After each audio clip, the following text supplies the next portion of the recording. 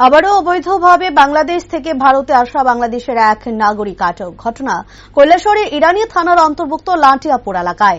আটক বাংলাদেশের নাগরিককে ইরানি থানার পুলিশ বুধবার দুপুরে কৈলাসহরের আদালতে প্রেরণ করে। এই ঘটনায় সংশ্লিষ্ট এলাকায় তীব্র উত্তেজনা বিরাজ করছে। উল্লেখ্য, ভারত বাংলাদেশের আন্তর্জাতিক সীমান্ত ঘেঁষা কৈলাসহরের ইরানি থানার অন্তর্ভুক্ত লাটিয়াপুরা গ্রামটি অবস্থিত। গোপন সংবাদের ভিত্তিতে ইরানি থানার ওসি যতীন্দ্র দাসের নেতৃত্বে বিশাল পুলিশ এবং টিএসআর বাহিনী নিয়ে লাটিয়াপুরা গ্রাম থেকে সন্দেহজনক এক যুবককে পুলিশ আটক করে ইরানি থানায় নিয়ে আসে।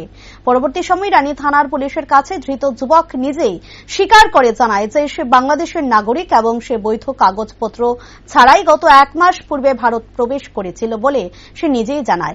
তবে এই ব্যাপারে ইরানি থানার ওসি যতীন্দ্র দাস জানায় যে ধৃত বাংলাদেশের নাগরিকের নাম নকুল দেবনাথ, পিতা বনমালী দেবনাথ। ধৃত বাংলাদেশের নাগরিক বাংলাদেশের সুনামগঞ্জ জেলার মজলিশপুর গ্রামের বাসিন্দা।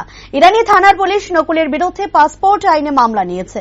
পুলিশ বুধবার দুপুরে কৈলাসহরে আদালতে নকুল দেবনাথকে প্রেরণ করেছে। তবে ইরানি থানার ওসি যতীন্দ্র দাস এও জানান যে লাটিয়াপুরা গ্রামের ভারত বাংলাদেশের আন্তর্জাতিক সীমান্তে বিএসএফ এর ডিউটিতে গাফিলতি রয়েছে।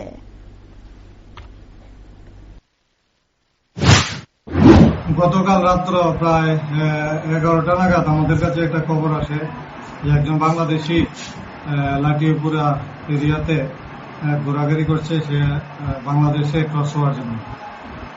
তখন আমি একজন অফিসারকে পাঠাই, সঙ্গে স্টাফ সহ সেখানে যায় এবং গিয়ে একটি লোককে সেখানে সাকাইয়ের বাড়িতে পাওয়া যায়।